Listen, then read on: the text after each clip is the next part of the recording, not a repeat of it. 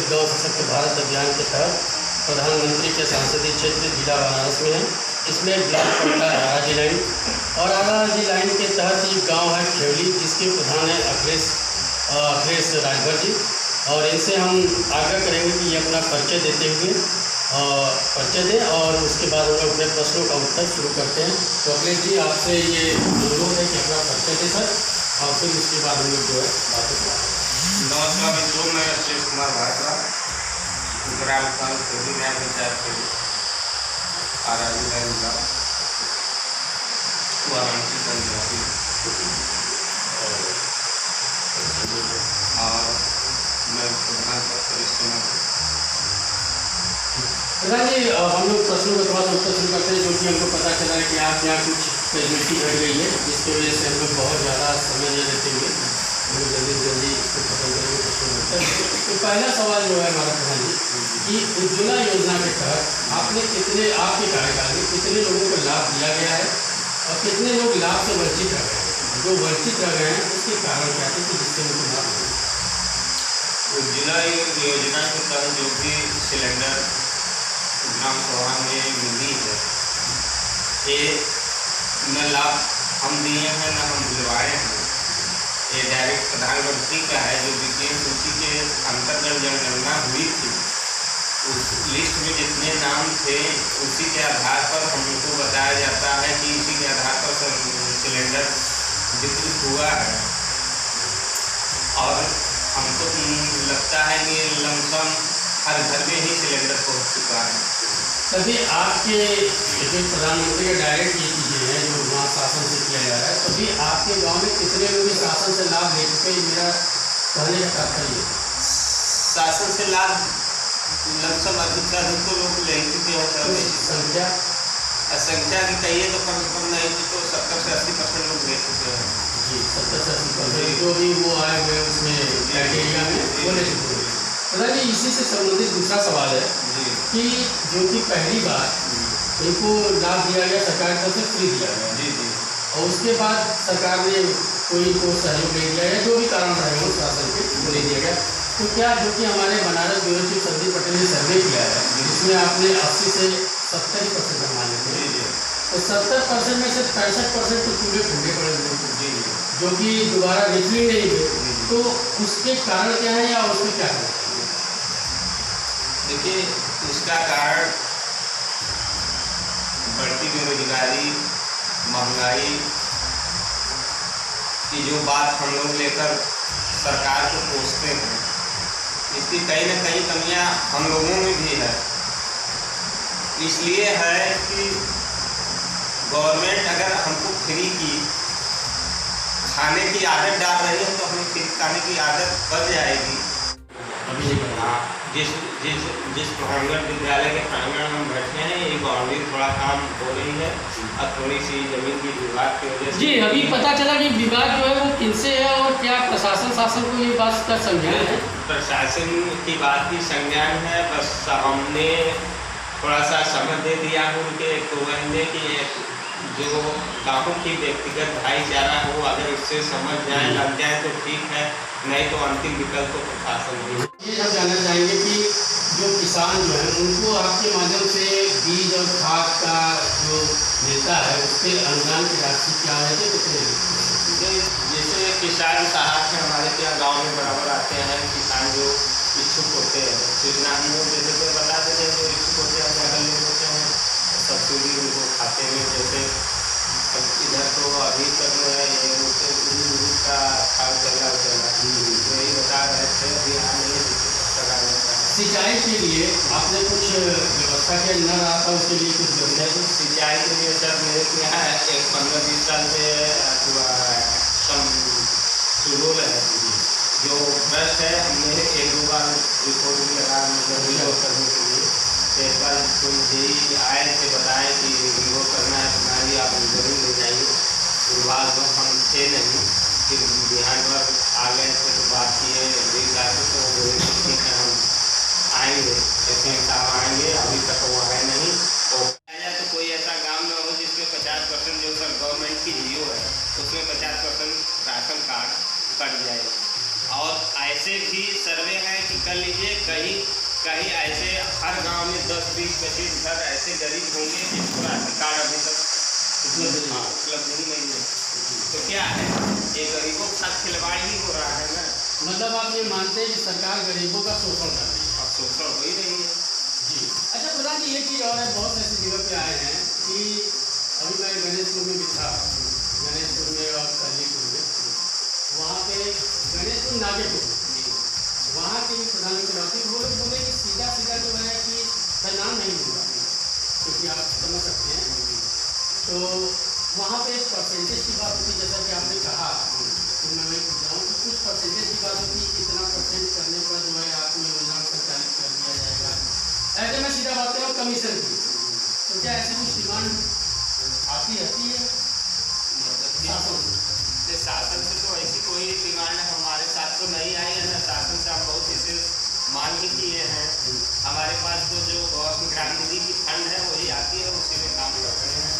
अब अभी तो हमारे ग्राम पंचायत में जैसे एक हमारे पंचायत भवन है विजर्जर पहले से ही है, उसको रिपोर्ट लगाए हैं। जहाँ तक है कि फाइल कह रहे हैं कि लोग सेंशन हो चुकी है, देखिए कब तक आती है। और ऐसा कोई बात तो मेरे सामने आया नहीं कि आपको देखने से लग रहा है कि आपसे बात करने पर यह महसूस हो रहा है कि आप शासन और प्रशासन से संतुष्ट, कामों से संतुष्ट नहीं है। बड़ा मतलब जो चीज़ें हैं, देखिए शासन और प्रशासन से संतुष्ट की बात कैसे करेंगे, कैसे संतुष्ट हो जी, वही तो मैं जानना कैसे संतुष्ट हो। अब शासन प्रशासन में जो बैठे हैं हर लोग को एक ही बराबर, कोई अच्छा कर्मचारी मिल रहा है, अच्छा काम कर रहा है, कोई मिल जा रहा है वैसा काम ही लटका दे रहा है। शासन प्रशासन राजस्व विभाग की बात कर लीजिए, राजस्व विभाग में अगर कोई काम आ जाए तो दौड़ते रहिए, एडीएम साहब क्या चाहिए, तहसीलदार साहब क्या चाहिए, तो तहसीलदार का नहीं एडीएम क्या चाहिए, यही दौड़ते दौड़ते सबसे शासन प्रशासन में सबसे भ्रष्ट तो हमको राजस्व विभाग ही है। ये मतलब हमारे व्यूअर्स देखिए किस तरीके से बेबाकी से ये उत्तर दे रहे हैं और बता रहे हैं कि राजस्व विभाग सबसे भ्रष्ट है। और इसमें कोई दो राय भी नहीं, क्योंकि सारी जनता परेशान है। यहाँ पे तहसील में आके सारी जनता परेशान है। चलिए प्रधान जी, तो इसको हम थोड़ा सा आगे बढ़ाते हैं। अब हम लोग जो कि विद्यालय में बैठे हुए हैं, तो थोड़ा शिक्षा की बात हो जाए। थोड़ा सा हमारे व्यूअर्स को बताएं प्रधान जी कि ये एसएमसी क्या है और एसएमसी के माध्यम से क्या काम होता है।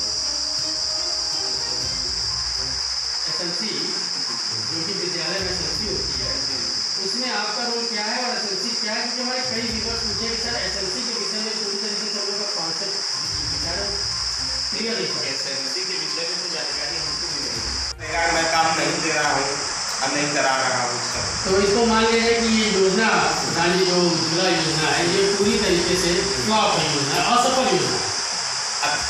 इसे अब देखिए बहुत अधिकतर जानकारी इसका हम तो कर नहीं सकते हैं। देखिए कोई लॉन्च किया होगा, इस पर सोचा होगा, विचारा होगा, तभी तो किया होगा। अभी तो हम देख रहे हैं गांव में ड्राफ्ट है तो यही तो मानेंगे, लेकिन जो लॉन्च किया, जो किया योजना, जो गवर्नमेंट के जियो में डाला कि नहीं ऐसे ऐसे किया जाए, गरीबों के साथ क्या बोल रहा कुछ न्याय हो, तो अब उसकी माइंड को हम नहीं पढ़ पाएंगे सर। हम तो बताइए गांव में हैं और गांव का ही हाल जानते हैं। भाई एक बार मिला गांव में ले लिया सिलेंडर, दोबारा करा है इसे। जी। अच्छा, इसी के तहत दूसरा सवाल भी हमारा कि 2015 के दिल्ली के प्राचीन से प्रधानमंत्री बोलते स्वच्छ भारत मिशन, ये बहुत बड़ी बात थी कि प्रधानमंत्री दिल्ली के प्राचीन से बोल रहा हो स्वच्छ भारत मिशन। इसके तहत जो है शौचालयों का निर्माण किया गया। तो आपके पहला तो मेरा ये सवाल है कि आपके द्वारा या शासन के द्वारा कितने लाभार्थी लाभ पाए और जो नहीं पा पाए जो सूची में थी वो शौचालय बना, जो सूची में नहीं है आज भी शासन से कुछ न कुछ शौचालय मिल ही रहा है। हम लोग जो देखते हैं कि इसका नहीं है उसका सर्वे कर गए, उसका बैंक पासबुक आधार कार्ड फिट कर रहे हैं, आप तो लाभार्थी खाते में सीधे पैसा जा रहा है, लाभार्थी अपना शौचालय। अच्छा प्रधान जी, जैसे कि मान लीजिए कि हमारे अकाउंट में पैसा आ गया, तो मैं उसका सही सदुपयोग किया कि नहीं किया, तो इसके कौन देखता है? नहीं, इसको भी तो देख रेख हम ही करना है, हम ही परीक्षक आप हैं। हाँ, ग्राम प्रधान के ही देख रेख में बनना है, क्योंकि लाभार्थी पैसा लाभार्थी के खाते में गया और मेरा प्रस्ताव गया लाभार्थी के लिए, और उसमें क्या होता है जैसे लाभार्थी पैसा खा जाए, कहीं गलत उपयोग कर जाए और नहीं बना पाए, तो हम लोगों को दबाव बनता है कि आपने प्रधान जी प्रस्ताव दिया, लाभार्थी ऐसे नहीं किया। लेकिन इसकी जिम्मेदारियां कहीं ना कहीं सब अधिकारियों के ऊपर होता है, न कि प्रधान के ऊपर कि प्रधान दे दे प्रस्ताव तो चलिए प्रधान से ही रिकवरी किया जाए। नहीं, यही बात है ना कि मतलब पर्यवेक्षक आप हैं और शासन प्रशासन है जी। और प्रधान जी जो कि हमारे ब्यूरो चीफ संदीप जी हैं, आपके या सारे गाँव का सर्वे किया है, उसमें जो भी शौचालय का निर्माण किया गया है या प्रधान के माध्यम से चाहे डायरेक्ट बेनिफिट्स के माध्यम से, उसमें देखा गया कि 70% शौचालय में बकरी बची हुई है, भूसे रखे हुए हैं, घास रखे, मतलब उसका टॉयलेट के रूप में यूज ना होकर दूसरे यूज में हो रहा है। तो क्या ये भी नहीं कि ये भी योजना को जो है संचालित करके छोड़ दिया गया और पैसे की बर्बादी? नहीं, पैसे की बर्बादी देखिए, गवर्नमेंट तो हमें सुविधा दिया, लाभार्थियों को सुविधा दिया, लेकिन लाभार्थी उसका मिसउपयोग करें। अब जैसे मिसउपयोग कैसे करेंगे? बहुत से आप सुन लीजिए प्रधान जी, बहुत से गांव में जो हमारी सर्वे हुई उसमें बोला गया कि पैसा इतना कम था या पूरी तरीके से सफिशिएंट मनी नहीं थी, जिसकी वजह से हम पूर्ण निर्माण ही नहीं करवा पाए। अब उनका जो कि खाका है उससे तो मालूम चलता है कि जो अब वो क्राइटेरिया मांगते हैं, जो वो पैरामीटर मांग रहे हैं, वो 12,000 या जो भी आपका पैसा आता है उसमें तो बन ही नहीं सकता। तो वो अर्धनिर्मित ODF दिखाने के लिए, PMO CMO कार्यालय में भेजने के लिए लोगों ने ऐसा किया है। जैसे शौचालय की 12,000 रुपये धनराशि रखी गई थी, एक पूर्ण निर्माण के लिए ये तो प्रोत्साहन राशि थी कि हमने इतना अनुदान दे रहा हूँ, कुछ अपने पल्ले से लगा कर लाभार्थी बना ले। ऐसे कई हमारे इसमें अभी लाभार्थी हैं जो प्रोत्साहन राशि भी ले लिए और अपने पास से लगा कर बढ़िया शौचालय बना लिए। नहीं, आज की डेट में अगर 12,000 में शौचालय बनाएंगे, क्या ये संभव है सर? नहीं, बिल्कुल ये संभव है। देखिए, हमारे प्रधानमंत्री हों, हमारे मुख्यमंत्री हों या हमारे शासन प्रशासन के लोग हों, ये अच्छी तरह जानते हैं कि 12,000 में शौचालय क्या बन जाएगा।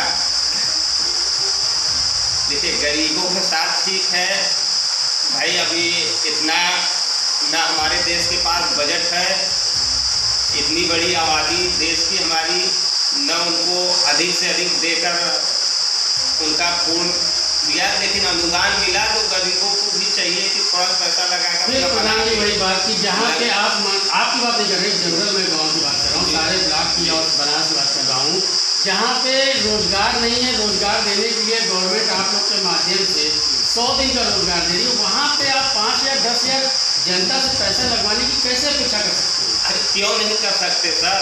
तब इसके मतलब जो डबल इंजन की सरकार जो खाद्यान्न दे रही है ये भी बंद करे।